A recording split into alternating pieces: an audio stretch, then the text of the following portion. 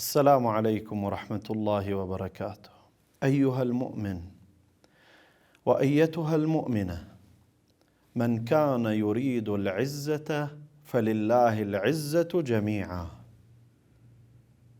كل عاقل يريد أن يكون عزيزا ولا يريد أن يكون ذليلا، والعزة لك ولك أيها المؤمن وأيتها المؤمنة هي من الله عز وجل، هي بالله عز وجل، هي بتمسكك بحبل الله عز وجل.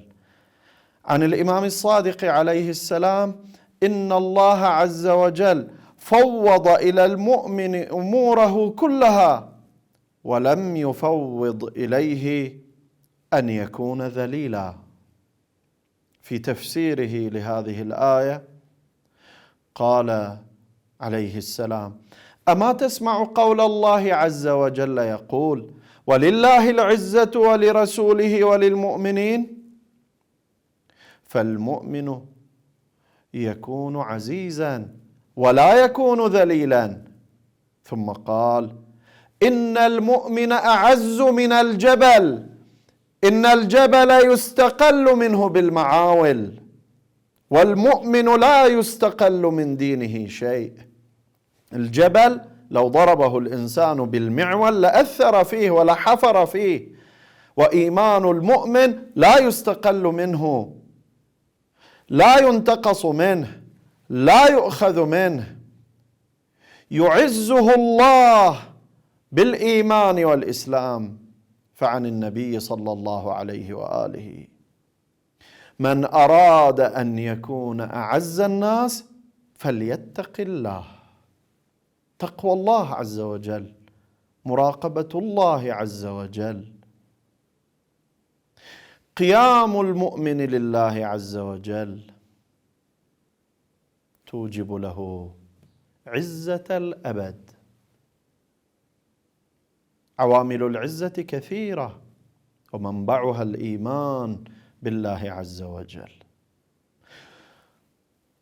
طاعة الله عز وجل من أهم عوامل العزة. فعن الإمام الصادق عليه السلام: من أراد عزا بلا عشيرة، لأن الكثيرين يبحثون عن العز في العشيرة، فإذا لم يكن ابن عشيرة لم يشعر بالعز. من أراد عزا بلا عشيرة وغنى بلا مال وهيبة بلا سلطان فلينتقل من ذل معصية الله إلى عز طاعته. أمور كثيرة تؤدي إلى العزة.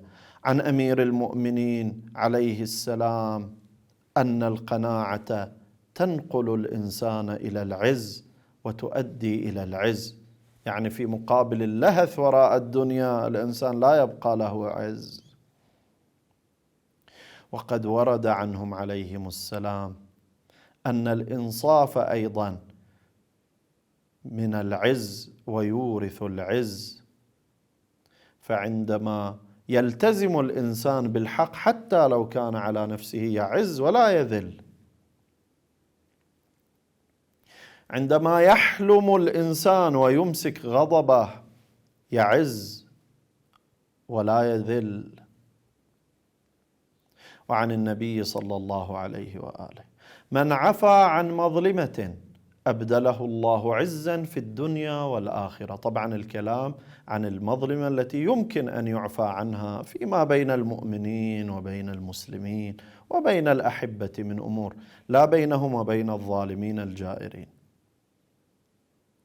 أمور قد تظهر أنها صغيرة لكنها تؤثر في عز الإنسان.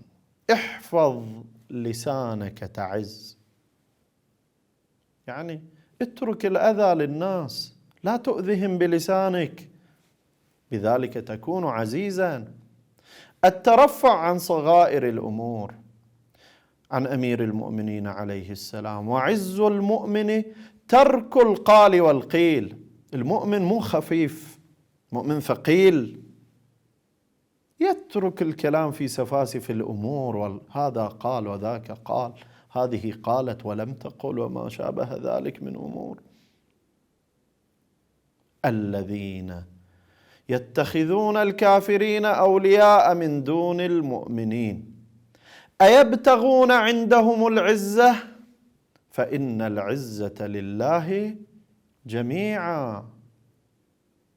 لا تظنن أن العزة تكون في غير الإيمان. لا تظنن أن العزة تكون بيد الكفار والجائرين والمستكبرين.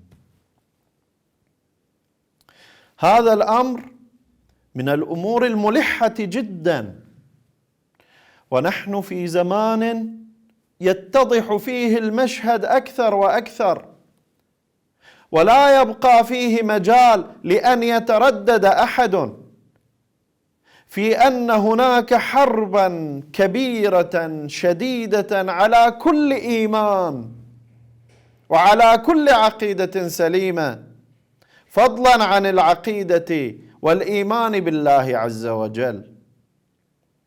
حرب الكفر حرب ساعرة لتجتث من المؤمنين من المسلمين كل إيمان وكل شعور بالعزة وقيمة الانتماء لهذا الدين العزيز، دين الإسلام.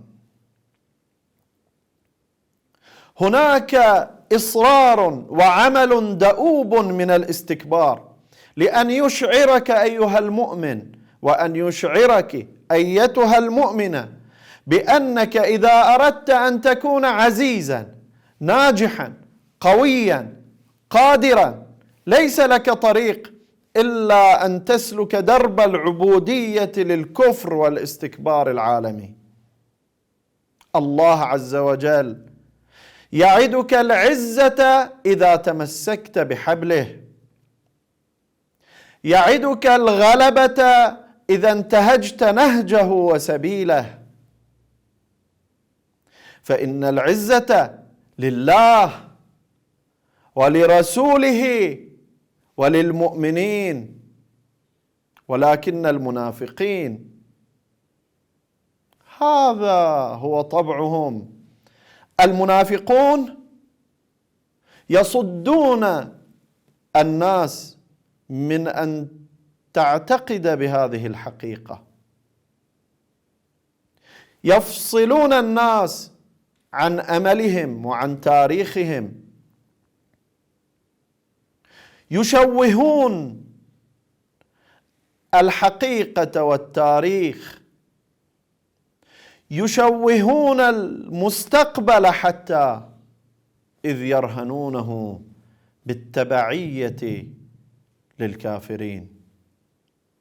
وليسوا قلة في زماننا، المنافقون ليسوا قلة في زماننا. من يعمل من أجل الكفر ليسوا قلة في زماننا.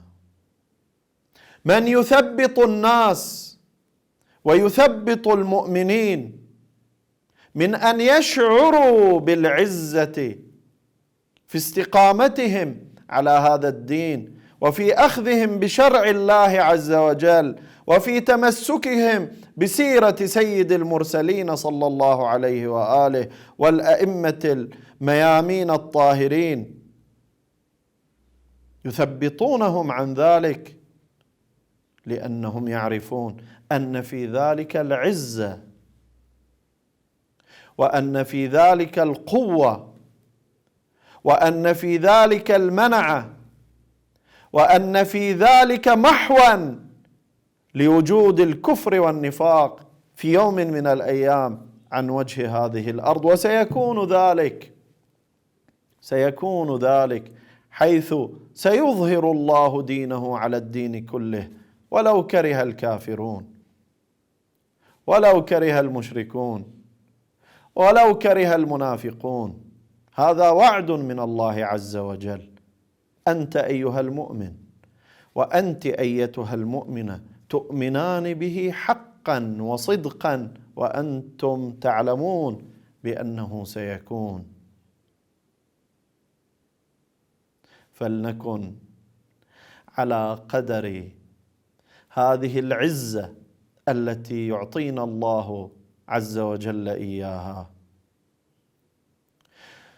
ولنكن مفتخرين بها، ولنكن مصرين عليها وعلى الشعور بها وعلى نقل هذا الشعور إلى الأجيال جيلا بعد جيل وكابرا عن كابر. كما نقلت إلينا مشاعر الاعتزاز بدين الله عز وجل وبسلوك طريقه، ننقلها أيضا إن شاء الله. ولا ننسى الذين يتخذون الكافرين أولياء من دون المؤمنين يفضلون الكافرين على المؤمنين أيبتغون عندهم العزة فإن العزة لله جميعا. فلنلتحم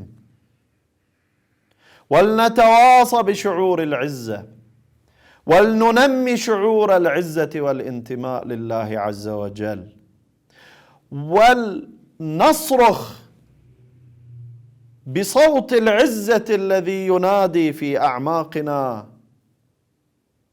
بأن العزة لله جميعا وأن العزة في إيماننا، ولنعلي القرائح بذلك. وإن شاء الله تكون العزة للمؤمنين إن كانوا صادقين وهم كذلك، فيؤيدهم الله بعزته وبنصره وبغلبته، والحمد لله رب العالمين.